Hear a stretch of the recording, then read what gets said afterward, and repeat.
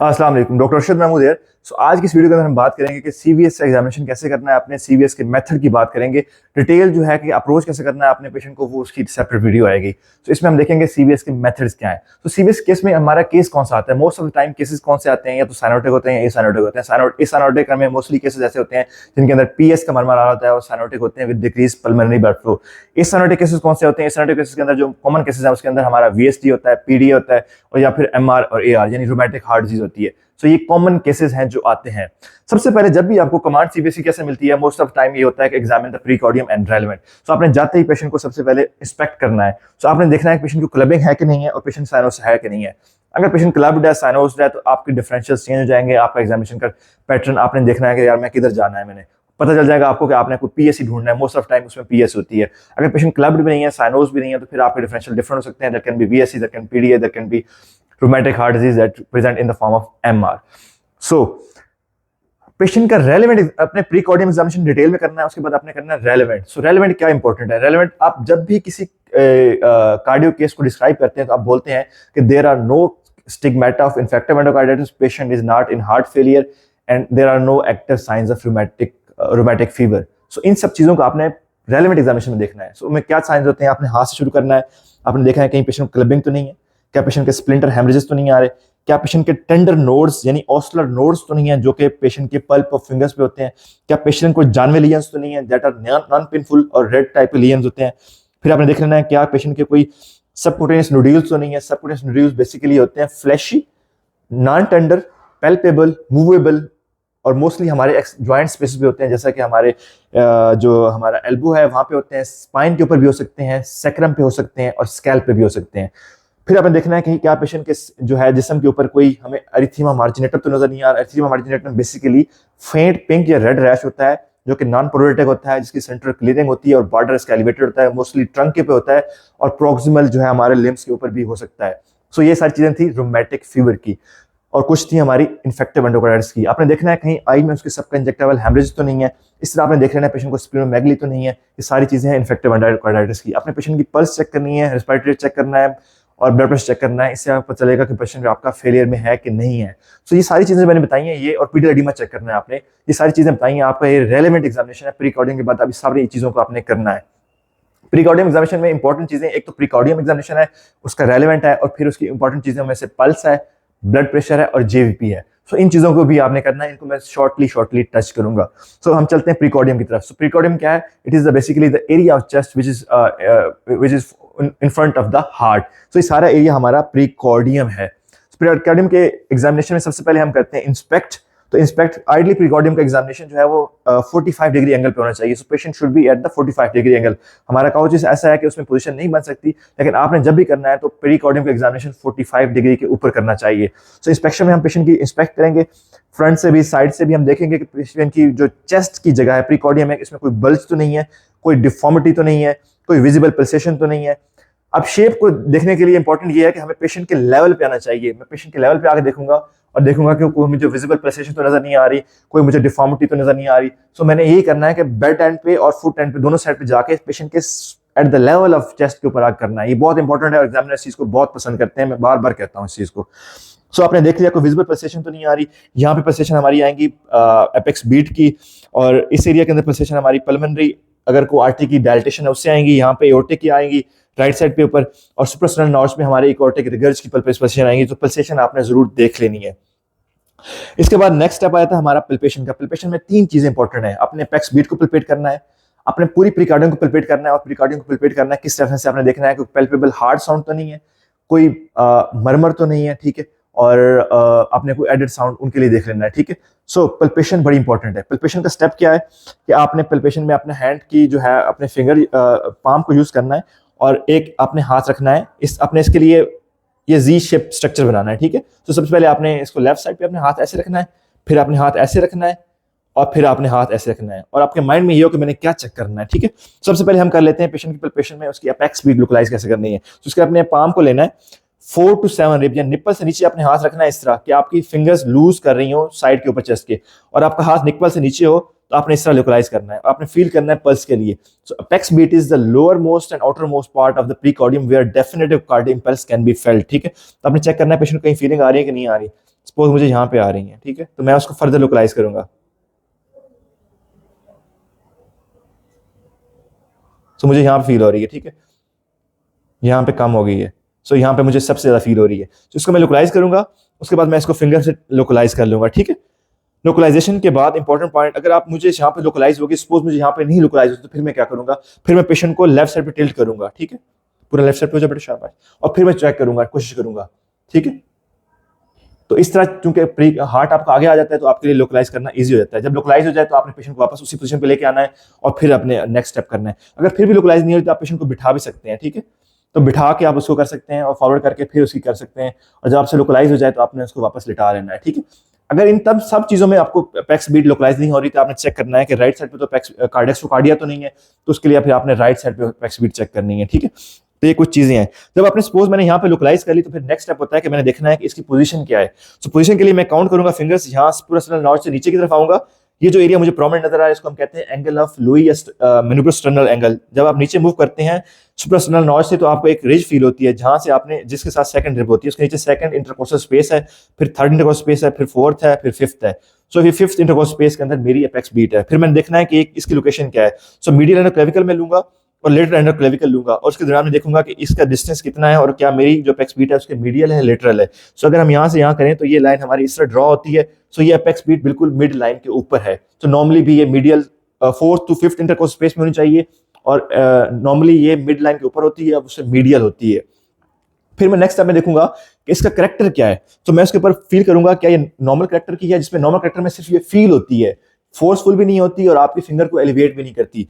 अगर तो ये आपकी फिंगर को एलिवेट कर फोर्सफुल आपको लग रही है, जैसा कि अगर आप किसी दरवाजे के पास अपने हाथ लगाया और कोई दूसरी साइड से नॉक करता हो, अगर इस तरह की आपको आवाज आ रही है तो उसको हम कहते हैं tapping apex beat, that is typical for the mitral stenosis. अगर आपको लगता है कि आपकी फिंगर इससे एलिवेट हो रही है, हर बीट के साथ एलिवेट हो रही है, तो उसमें दो कंडीशन हो सकती हैं। अगर तो ये एलिवेशन थोड़ी सी होती है और फिर वापस चली जाती है तो उसको हम कहते हैं इल सस्टेन्ड हीव, जो कि फीचर है वॉल्यूम ओवरलोड का, जैसा कि एमआर है, एआर है। जब ये एपेक्स बीट एलिवेट होती है और वहां पे एलिवेटेड रहती है तो ये होता है वेल सस्टेन्ड हीव, और ये फीचर टिपिकल है फॉर द सिस्टेमिक हाइपरटेंशन या एओर्टिक स्टेनोसिस का। एपेक्स बीट की आपने लोकलाइज किया, उसकी जगह आपने बताई, उसका कैरेक्टर बताया, उसके बाद आपने नेक्स्ट देखना है कि उसकी बाकी एरियाज को चेक करना है। तो आपने देखना है क्या पैरास्टर्नल हीव तो नहीं है। पैरास्टर्नल हीव क्या होती है कि आपकी जो एपेक्स बीट के साथ है, आपके जब यहाँ पे हाथ रखते हैं तो आपका हाथ एलिवेट होता है। ये टिपिकल है for the RVH, right ventricular hypertrophy. So आपने इसको हाथ यहाँ पे रखा और पेशेंट के लेवल पे आ गया और देखा कि आपका हाथ ऊपर जा रहा है कि नहीं जा रहा, नहीं जा रहा। सो इसकी कोई जो है पैरास्टर्नल हीव नहीं है। इस हीव को आप एपिगेस्ट्रियम में फील कर सकते हैं, तो इसको हम एपिगेस्ट्रिक हीव भी कहते हैं। इसके बाद आपने सारी हार्ट साउंड को सुनना है, पेल्पेट करना है इसके साथ, ठीक है। तो आपकी जो फर्स्ट हार्ट साउंड डेफिनेटली आपके जो है माइट्रल एरिया जो हमारा ये होता है इसके ऊपर फील होती है। सो आपने वहां पर फील कर लेनी है कि आपकी हार्ट साउंड कैसी है। तो अगेन अगर टैपिंग हार्ट साउंड आ रही है तो definitely it is favouring the MS. Second heart sound और थर्ड हार्ट साउंड, जो सेकंड हार्ट साउंड के दो कंपोनेंट होते हैं P2 और A2, तो उसके लिए आपने हाथ यहाँ पे रखना है उसका। तो अगर आपको वो बहुत अच्छी फील हो रही है तो मोस्ट लाइकली अगर आपको इस एरिया में फील हो रही है हार्ट साउंड अब सेकंड, तो ये केस होगा पल्मोनरी हाइपरटेंशन का। अगर यहाँ पे एओर्टिक एरिया में फील हो रही है तो ये केस होगा एओर्टिक स्टेनोसिस का, ठीक है। सो एओर्टिक अगर सिस्टेमिक हाइपरटेंशन है तो एओर्टिक एरिया में आपको सेकंड हार्ट साउंड लाउड सुनेगी। अगर पल्मोनरी हाइपरटेंशन है तो आपको जो है वो पल्मोनरी एरिया के अंदर आपको जो है वो हार्ट आपकी जो सेकंड हार्ट साउंड है वो पैल्पेबल होगी। So first heart sound if palpable it is MS. If second heart sound is palpable in pulmonary area, it is pulmonary hypertension. If second heart sound is palpable in aortic area, it is aortic hypertension. So आपने इस तरह करके Z shape में जाके palpate कर लेना है। इसी तरह आपने जब Z शेप में आप जा रहे हैं तो आपने साथ पल्पेट करना है, कोई थ्रिल तो नहीं है पल्पेबल। सो थ्रिल पल्पेबल भी आपने इसी मेथड से चेक करनी है। थ्रिल क्या होती है? Thrill basically palpable murmur. So grade 4 का जो मर्मल होता है उसको हम थ्रिल कहते हैं। जब आपको थ्रिल पैल्पेबल हो जाती है तो आपने देखना है कि थ्रिल की लोकेशन क्या है, फिर आपने देखना है थ्रिल क्या सिस्टली में आ रही है, डायस्टली में आ रही है। तो उसके लिए करना क्या है, आपने हाथ रखना है उस जगह पे, थ्रिल वाली जगह पे, और पेशेंट के कैरोटिड को चेक करना है। अगर तो वो थ्रिल जो है वो कैरोटिड के साथ आ रही है तो मोस्ट लाइकली वो जो है आपकी सिस्टली के साथ एसोसिएटेड है। अगर उससे पहले आ रही है तो फिर वो डायस्टली के साथ है। सो अगर हम एपिकल एरिया की बात करें तो जो हमारी MS की जो थ्रिल है वो आपकी डायस्टली में आती है और जो MR की है वो सिस्टली में आती है। सो अगेन मैं पैल्पेशन को रिवाइज कर लेता हूँ। आपने एपेक्स को लोकलाइज किया, उसका कैरेक्टर देखा, उसके बाद आपने पैरास्टर्नल हीव को चेक किया कि वो है कि नहीं है, फिर आपने देखा कि पैल्पेबल हार्ट साउंड्स तो नहीं मिल रही आपको, सो मैंने बता दिया कि एमएस में आती हैं, पल्मोनरी हाइपरटेंशन में आती हैं और सिस्टमिक हाइपरटेंशन में आती हैं। उसके बाद फिर आपने देख लिया कि पैल्पेबल मरमर तो नहीं है। अगर मरमर आपको मिल जाता है पैल्पेबल, तो आपने देखना है वो किस एरिया पे सबसे ज्यादा है और फिर वो डायस्टी का मरमर है या सिस्टी का मरमर है। सो ये सब था आपका पैल्पेशन का। इसके बाद नेक्स्ट स्टेप हमारा होता है स्कल्टेशन का। सो स्कल्टेशन के लिए स्कल्टेशन के लिए आपके पास स्टेथ होनी चाहिए। स्टेथ के दो पार्ट होते हैं, एक होता है ईयर पीस और एक चेस्ट पीस होता है। चेस्ट पीस के फर्दर दो पार्ट्स होते हैं, इसको हम कहते हैं डायफ्राम, इसको हम कहते हैं बेल। सो डायफ्राम हाई पिच साउंड के लिए होता है और बेल लो पिच साउंड के लिए होता है। यूजुअली हम इसके लिए सिर्फ डायफ्राम यूज करते हैं। एमएस के लिए और थर्ड और फोर्थ हार्ट साउंड के लिए हम यूज करते हैं बेल को। रूल ये है कि जो आपकी डायफ्राम है इसको आपने स्ट्रांगली प्रेस करना है चेस्ट के साथ, जबकि बेल को आपने स्लोली प्रेस करना है। अगर बेल को आपने जबरदस्ती प्रेस किया तो वो आपका डायफ्राम बन जाता है, ठीक है। और स्टेथ को लगाने का तरीका ये होता है कि आपकी जो चीज जो फॉरवर्ड है इसको आपने ऐसे, जो चीज आपकी आगे तरफ जा रही है उसको कान में ऐसे लगाना है। ये इसको हमने ऐसे नहीं लगा, पीछे की तरफ नहीं लगाना है इसको, ठीक है। इसको फॉरवर्ड लगाना है ताकि ये आपके ईयर कैनाल के साथ मुताबिकत रख जाती है। अगर हम कार्डियक एरियाज की बात करें तो हमारा जो एपेक्स है इसको हम कहते हैं माइट्रल एरिया। जो लेफ्ट लोअर स्टर्नल बॉर्डर है इसको हम कहते हैं ट्राइकस्पिड एरिया। जो सेकंड इंटरकोस्टल स्पेस है लेफ्ट साइड पे इसको हम कहते हैं पल्मोनरी एरिया। जो राइट साइड पे सेकंड इंटरकोस्टल स्पेस है इसको हम कहते हैं एओर्टिक एरिया। जो थर्ड इंटरकोस्टल स्पेस है लेफ्ट साइड पे जस्ट इंटरस्टर्नम, इसको हम कहते हैं एओर्टिक 2 एरिया। इन एरिया पे हम स्कल्टेट करते हैं। शुरू में यहाँ से स्टार्ट होते हैं हम और इस तरह हम ऊपर जाते हैं, फिर इधर आते हैं और वापस हम शुरू में डायफ्राम के साथ करते हैं और फिर बेल के साथ वापस आ जाते हैं, ठीक है। उसके बाद कुछ मैनूवर्स होते हैं वो मैं बताऊंगा आपको। आपने सबसे पहले रूल ये है कि आपने साथ में पेशेंट की जो है क्रोटर को चेक करते रहना है, ठीक है। जो भी कोई साउंड या कोई मरमर आपका पल्स जो क्रोटेड पल्सेशन से पहले आएगा, ठीक है, तो वो हमारा होगा डायस्टोलिक, और जो पल्सेशन के बाद आएगा, जो उससे बाद आएगा वो होगा हमारा जो सिस्टोलिक होगा, ठीक है। तो आपने पल्सेशन के साथ देखना है। पल्सेशन के साथ जो चीज आएगी वो मोस्टली सिस्टोलिक होती है और पल्सेशन से जो पहले आती है वो डायस्टली होती है। पल्सेशन के साथ जो भी मरमर आएगा, चीज आएगी, वो सिस्टली होगी और जो पहले आएगी वो डायस्टली होगी। आपने इस तरह इसको करना है, पल्पेट करना है और साथ में करना है इसका, ठीक है।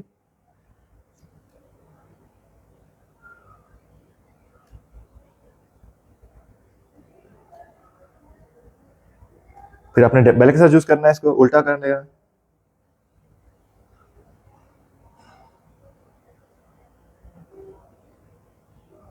अब कुछ मैनूवर्स हैं जो अपने हर बच्चे के ऊपर करने हैं, ठीक है। उसमें एक तो है लेटरल फ्लेक्शन का।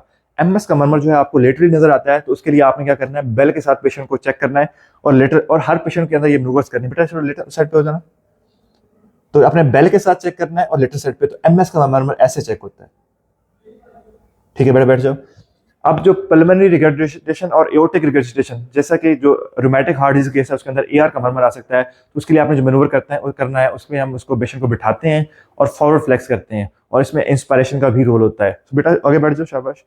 रूल ये है कि फॉरवर्ड फ्लेक्शन पे, फॉरवर्ड बेंडिंग पे आपके जो मरमर है पीआर के, पल्मोनरी रिगर्जिटेशन के और एओर्टिक रिगर्जिटेशन के, वो ज्यादा हो जाते हैं। दूसरा रूल ये है कि जो राइट साइड के मरमर हैं वो इंस्पायरेशन के साथ ज्यादा होते हैं और लेफ्ट साइड के मरमर आपके एक्सपायरेशन के साथ ज्यादा होते हैं। रीजन क्या है कि जब आप इंस्पायर करते हो तो राइट साइड में ब्लड ज्यादा आता है, तो उस साइड के मरमर ज्यादा प्रोनाउंस होते हैं। राइट साइड का मरमर कौन सा है, पल्मोनरी रिगर्जिटेशन का मरमर। तो जब आप इंस्पायरेशन करते हैं और उसको होल्ड करते हैं तो पल्मोनरी रिगर्जिटेशन का मरमर ज्यादा हो जाता है। जब एक्सपायर करते हैं उसको होल्ड करते हैं तो आपका एओर्टिक रिगर्जिटेशन का मरमर जो है वो ज्यादा हो जाता है। इसको मैं करता हूँ। आपने कमांड पेशेंट कैसे करनी है बेटा, अभी पहले आप सिर्फ लीन फॉरवर्ड करना है और दोनों मरमर सुनने हैं, उसके बाद आपने इंस्पायरेशन एक्सपायरेशन का इफेक्ट देखना है। इस मैनूवर के थ्रू आप पल्मोनरी रिगर्जिटेशन और एओर्टिक रिगर्जिटेशन के मरमर जो है वो इजीली चेक कर सकते हैं। मैं पहले इसको जो है P2 एरिया चेक करूंगा और फिर मैं A2 एरिया चेक करूंगा। अब मैं पेशेंट को कमांड करूंगा कि वो इंस्पायर करे और रोके, और फिर मैं पल्मोनरी एरिया पे चेक करूंगा फॉर पल्मोनरी रिगर्जिटेशन, और फिर मैं कमांड दूंगा कि वो एक्सपायर करे और रोके, और फिर मैं एओर्टिक एरिया पे चेक करूंगा फॉर एओर्टिक रिगर्जिटेशन, ठीक है। बेटा लंबा सांस लो और रोक लो, लंबा सांस लो, अब रोक लो, ठीक है। अब निकालो सांस, बाहर निकालो और रोक लो, ठीक है। चलो आज लेट जाओ। इस तरह मैंने अब ये जो मैनूवर बेसिक मैनूवर है ये आपने सारे केसेस में करने हैं। लेटरल फ्लेक्शन पे और फॉरवर्ड बेंडिंग पे और इंस्पायरेशन और एक्सपायरेशन का इफेक्ट सब में करना है। अब स्कल्टेशन का मकसद क्या है, इसमें हमने दो चीजें देखनी है। एक तो आपने देखना है कि आपकी हार्ट साउंड्स की इंटेंसिटी क्या है, कोई एडेड साउंड्स तो नहीं आ रही, कोई मरमर तो नहीं आ रहा और कोई प्लूरल रब तो नहीं आ रही। हमारी हार्ट साउंड बेसिकली दो होती हैं, first and second heart sound. First heart sound हमारी एट्रियोवेंट्रिकुलर वाल्व क्लोज होने से बनती है और सेकंड हार्ट साउंड हमारी जो बाइकस्पिड वाल्व, ट्राइकस्पिड वाल्व है उनके क्लोजर से बनती है। आपने इसके अलावा हमारी थर्ड और फोर्थ हार्ट साउंड भी होती हैं जो कि जो हमारे एट्रिया से वेंट्रिकुलर फिलिंग है उस टाइम होती हैं, ठीक है, नॉर्मली सुनाई नहीं देती हैं, ये पैथोलॉजिकल होती हैं। थर्ड साउंड नॉर्मल हो सकती है, फोर्थ साउंड हमेशा पैथोलॉजिकल होती है। सो कुछ कंडीशन में आपकी हार्ट साउंड की इंटेंसिटी कम हो जाती है, आपका हार्ट साउंड मफल सुनाई देती है, जैसा कि मायोकार्डाइटिस, जैसा कि पेरिकार्डियल एफ्यूजन, जैसा कि सीवियर ओबेसिटी, जैसा कि एम्फाइसीमा। सो इस कंडीशन में आपकी हार्ट साउंड मफल्ड होती हैं, ठीक है। फिर आपने देखना होता है कि आपकी जो हार्ट साउंड है क्या लाउड तो नहीं आ रही, सो आपने वो कंडीशन भी देखनी है। सपोज आपके जो फर्स्ट हार्ट साउंड है, जो हमारा एपिकल एरिया पे हमें फर्स्ट हार्ट साउंड सुनाई देती है, वो लाउड होती है इन एमएस, ठीक है। और हमारी पल्मोनरी कंपोनेंट जो है हमारा सेकंड हार्ट साउंड का, वो लाउड होता है पल्मोनरी हाइपरटेंशन में, और एओर्टिक कंपोनेंट होता है सिस्टेमिक हाइपरटेंशन में। इसी तरह अगर पल्मोनरी स्टेनोसिस है तो हमारा P2 जो है सॉफ्ट हो जाता है, और एओर्टिक हाइपरटेंशन में हमारा A2 सॉफ्ट हो जाता है। सो इन चीजों को भी आपने याद रखना है, एग्जाम में ये चीजें पूछी जाती हैं। आपने फिर इसके अलावा एडेड साउंड देखनी है, इसके अंदर ओपनिंग स्नैप है, एजेक्शन क्लिक है, लेकिन ये चीजें पीडियाट्रिक एज ग्रुप में कम आती हैं और बहुत मुश्किल होता है पिक करना। इसके बाद आपने इसके नेक्स्ट स्टेप में हम देखना है कि पेशेंट की कोई इसके अलावा कोई जो एडेड साउंड के अलावा मरमर तो नहीं आ रहा। सो मरमर बहुत इंपॉर्टेंट है, जहां पे भी आपका मरमर लोकलाइज होगा फिर आपने उसके सारे क्राइटेरिया पूरे करने हैं। उसमें क्या है, आपने देखना है मरमर की साइड सबसे ज्यादा क्या है, किस एरिया में सबसे ज्यादा आपको लाउड मरमर सुनाई दे रहा है। फिर आपने उसकी इंटेंसिटी देखनी है, मरमर की इंटेंसिटी जो है वो ग्रेड उसके 6 होते हैं। ग्रेड 1 के अंदर मरमर सिर्फ फेंटली सुनाई देता है, लेकिन उसके लिए आपको बहुत क्वाइट रूम चाहिए होता है। ग्रेड 2 में मरमर सुनाई देता है लेकिन वो लाउड नहीं होता। ग्रेड 3 में मरमर जो है इजीली सुनाई देता है और वो लाउड होता है। ग्रेड 4 में उसको थ्रिल आती है। ग्रेड 5 में आपका जो मरमर है स्ट्रेच के साथ सुनाई देता है और वो आउटसाइड द प्रीकार्डियम भी सुनाई देता है। और ग्रेड 6 का मरमर ऐसा मरमर होता है जो कि आपको बगैर स्ट्रेच के सुनाई देता है। तो आपने बताना है कि मरमर कहाँ पे है, उसकी इंटेंसिटी क्या है, उसका करेक्टर क्या है। जो मरमर हमारे होते हैं स्टीनोसिस के, aortic stenosis, mitral stenosis, pulmonary stenosis, वो होते हैं हार्श होते हैं। जबकि जो रिगर्स के मरमर हैं या वीएसडी के मरमर हैं वो होते हैं ब्लोइंग इन करेक्टर। तो आपने करेक्टर बताना है। उसके बाद आपने बताना है कि उसकी रेडिएशन क्या है। जो मरमर हमारा एमआर का है वो रेडिएट करता है टुवर्ड्स द एक्सिला। जो हमारा मरमर है पल्मोनरी स्टीनोसिस का वो रेडिएट करता है टुवर्ड्स द लेफ्ट शोल्डर। जो हमारा मरमर एओर्टिक स्टीनोसिस का है वो रेडिएट करता है टुवर्ड्स द नेक। तो आपने रेडिएशन मरमर की बतानी है। फिर आपने उसका मरमर की जो है बताना है कि उसका इफेक्ट क्या हो रहा है पोस्चर के साथ। सो हमारा जो पल्मोनरी रिगर्जिटेशन का और एओर्टिक रिगर्जिटेशन का मरमर है वो फॉरवर्ड बेंडिंग पे इंक्रीज हो जाता है। फिर आपने बताना है कि उस मरमर का इंस्पिरेशन से क्या इफेक्ट है। सो हमारा जो पल्मोनरी रिगर्जिटेशन का मरमर है या एओर्टिक रिगर्ज का मरमर है वो इंस्पिरेशन के साथ उनके इफेक्ट आते हैं। पीआर का मरमर इंस्पिरेशन पे बढ़ जाता है और एआर का मरमर एक्सपायरेशन पे आपका प्रोनाउंस हो जाता है। सो आपने सारी चीजों को कवर करना है। सो इस सारे मकसद, एग्जाम का मकसद यही हो कि एट द एंड आपने फाइंडिंग देनी है कि क्या है पेशेंट को, और इन सब चीजों का आपको मिक्सचर होना चाहिए, कम्बिनेशन होना चाहिए। इसके साथ आपने सबके पेशेंट की पल्स चेक करनी है। तो पल्स का मैं मोटा मोटा रूल बताता हूँ। पल्स के लिए आपने हाथ पेशेंट का जो है वो सेमी प्रोन पोजीशन में होना चाहिए और हाथ थोड़ा सा उसका जो है वो फ्लेक्स होना चाहिए। सो सेमी प्रोन पोजीशन, ये स्पाइन पोजीशन है, ये प्रोन पोजीशन है। सो ये सेमी प्रोन पोजीशन है। तो आपने सेमी प्रोन पोजीशन में रखना है उसका और थोड़ा सा फ्लेक्स करना है, और फिर आपने रेडियस के हेड के ऊपर पेशेंट की पल्स को चेक करना है। आपने देखना है पेशेंट की पल्स का रेट क्या है, क्या रिदम उसका रेगुलर है, इरेगुलर है या रेगुलरली इरेगुलर है, उसका करेक्टर क्या है। अगर पेशेंट को आपको लग रहा है कि उसको एयर का मरमर आ रहा है तो आपने जरूर उसका एक करेक्टर देखना है जिसको हम कहते हैं वाटर हैमर पल्स। वो कैसे करनी है, आपने पेशेंट को आपने राइट हैंड पेशेंट के जो मेटाकार्पल्स हैं हमारे, उससे आपने पल्स को फील करना है, ठीक है, ऐसे, और पेशेंट की उंगलियां आपने लेफ्ट हैंड से पकड़नी है। और एक जब आपको पल्स फील हो जाए तो फिर आपने एकदम ऊपर उठाना है। तो अगर उसको पेशेंट को वाटर हैमर पल्स होगी तो आपको वो पल्स आके लगेगी, जैसे नीचे से कोई चीज आके लगती है तो वो लगती है, तो उसका हम टिपिकल कहते हैं वाटर हैमर पल्स। सो ये आपने टिपिकली करना है जब आपको एयर का मरमर आ रहा हो। एयर के और भी साइन होते हैं इसके अंदर, हमारी क्विंक की साइन होता है इसके अंदर। हम जब इसको प्रेस करते हैं फिंगर को तो हमें पल्सेशन नजर आती है। जुविला की पल्सेशन नजर आती है, इसको हम मुलर साइन कहते हैं। और हेड नॉबिंग नजर आती है, इसको हम डी मस्से साइन कहते हैं। और अगर उस पेशेंट के हम स्कल्टेट करें फेमरल को तो हमें पिस्टल शॉट मरमर सुनाई देता है। तो ये सारे एयर के स्टिग्मेटा हैं जो हमें आने चाहिए। इसके बाद हमने पेशेंट का बीपी लेना है। सो बीपी के लिए आपका कफ साइज बहुत इंपॉर्टेंट है। एग्जाम में आपने छोटे साइज का बीपी कफ इस्तेमाल किया या बड़े साइज का किया तो एग्जामिनर इस चीज को माइंड करता है। सो कफ ऐसा होना चाहिए कि जिसका जो कफ का साइज है वो आर्म सर्कमफेरेंस के जो उसकी लेंथ है वो एटलीस्ट उसके जो कवर करने के 80% एरिया को कवर करनी चाहिए। उसकी विड्थ इतनी होनी चाहिए कि वो आर्म सर्कमफेरेंस के 40% हो। सो ऐसा कफ लेना है। और कफ को आपने उसकी ट्यूबिंग मिडल साइड पे आनी चाहिए कफ की ट्यूबिंग, और कफ जो है क्यूबिटल फोसा से 2.5 सेंटीमीटर ऊपर होना चाहिए, ठीक है। उसके बाद आपने उसका ब्लड प्रेशर ले लेना है। जेवीपी कैसे चेक करना है, तो जेवीपी के लिए आपको 2 पेंसिल्स चाहिए होती हैं। तो उसके लिए आपको आपने पर्स के लिए आपने 2 पेंसिल्स लेनी है आपने, और पेशेंट को अपने साइड पे करना है। 45 डिग्री के एंगल पे होना चाहिए। हमारा पेशेंट 45 पे इस वक्त नहीं है, तो उसमें 2 पेंसिल्स लेनी है आपने। और आपने सबसे पहले आपने लोकेट करना है स्टर्नल एंगल को। ये हमारा स्टर्नल एंगल है। आपने एक पेंसिल को स्टर्नल एंगल पे रखना है और आपने जो यहाँ पे चूंकि पेशेंट नहीं है इस जगह पे, तो इसलिए प्रॉपर नजर नहीं आ रहा हमें, तो आपने उसकी पहले सबसे पहले नेक को चेक करना है, इंस्पेक्ट करना है, साइड से आपने देखना है कि कोई पल्सेशन तो नजर नहीं आ रही। पल्सेशन का सबसे ऊपर का बॉर्डर होता है, आपने वो सपोज कर लेना है कि यहाँ पे है, तो आपने उसको मार्क कर लेना है जहाँ पे आपको मैक्सिमम पल्सेशन मिल रही है। तो जेवीपी के लिए हम इंटरनल जुगुलर वेन यूज करते हैं, एक्सटर्नल जुगुलर वेन यूज नहीं करते, क्योंकि एक्सटर्नल जुगुलर वेन जो है उसके अंदर वैल्व होता है और वो जो है एक्सटर्नल प्रेशर को बर्दाश्त नहीं कर पाती। हम राइट साइड को इसलिए यूज करते हैं कि ये right side more in line with heart होती है as compared to left side के, सो हम राइट इंटरनल जुगुलर वेन को यूज करते हैं इसके लिए। तो आपने एक पेंसिल रखनी है एक्सटर्नल एंगल पे, दूसरी पेंसिल रखनी है आपने जो पॉइंट आपका जहां पे पल्सेशन मिल रही है। सो ये जो लाइन है ये शुभ होनी चाहिए ग्राउंड के परपेंडिकुलर होनी चाहिए, ठीक है, ये ग्राउंड है इसके परपेंडिकुलर होनी चाहिए। जो दूसरी पेंसिल है ये पैरेलल टू द ग्राउंड होनी चाहिए। और जो जो हमारा डिस्टेंस यहाँ पे आएगा, यहाँ पे जो हमारा डिस्टेंस आ रहा है ये वाला डिस्टेंस, तो ये डिस्टेंस हमें मेजर करना है। अगर ये 3 सेंटीमीटर से ज्यादा होगा तो हम कहेंगे कि पेशेंट की जीवीपी रेज है, लेकिन प्रोवाइडेड के पेशेंट की जीवीपी आपने चेक करनी है इन एट द 45 डिग्री एंगल। सो आप जेवीपी चेक कर सकते हैं अगर आपको नजर, अगर उसके अंदर कोई नजर आ जाती है पल्सेशन नेक के अंदर, या आपका केस जो है वो कोई राइट साइडेड हार्ट जैसा कि टीआर का केस आपको कोई लग रहा है ऐसा केस, तो ऐसे केस में जरूर जेवीपी चेक करनी चाहिए। बाकी रेलेवेंट एग्जामिनेशन मैंने बता दिया था, जिसमें आपने हाथ में क्लबिंग देखनी है, सिमेंटर हेमरेज देखने हैं, पामर जानवे लियन ऑस्ट्रा नोड चेक करने हैं, आपने उसका जो है वो साथ में उसका पीडीमा चेक करना है, और इस तरह आपने रोमैटिक के बाकी साइंस के अंदर जॉइंट्स हो गए, कोरिया हो गया, सबकुलेशन डी हो गया, मार्जिनेटम हो गया, इन सारी चीज़ों को आपने चेक करना है। स्प्लेनोमेगाली को चेक करना है, लिवर को चेक करना है, बेजल क्रेपिटेशन चेक करनी है कि पेशेंट फेलियर में तो नहीं है, क्योंकि एट द एंड ये सारी चीज़ें मिलेंगी तो पता चलेगा आपका कि आपका फाइंडिंग क्या है, क्या पेशेंट आपका हार्ट फेलियर में है कि नहीं, क्या पेशेंट को इन्फेक्टिव एंडोकार्डाइटिस है कि नहीं, क्या पेशेंट एक्टिव रोमैटिक फीवर में है, रोमैटिक हार्ट डिजीज का पेशेंट है या रोमैटिक रिकरेंस के साथ आया है। सब इन सब चीज़ों को जब मिलाएंगे तो तभी एक फाइनल कंक्लूजन और डिसीजन बनता है। Thank you.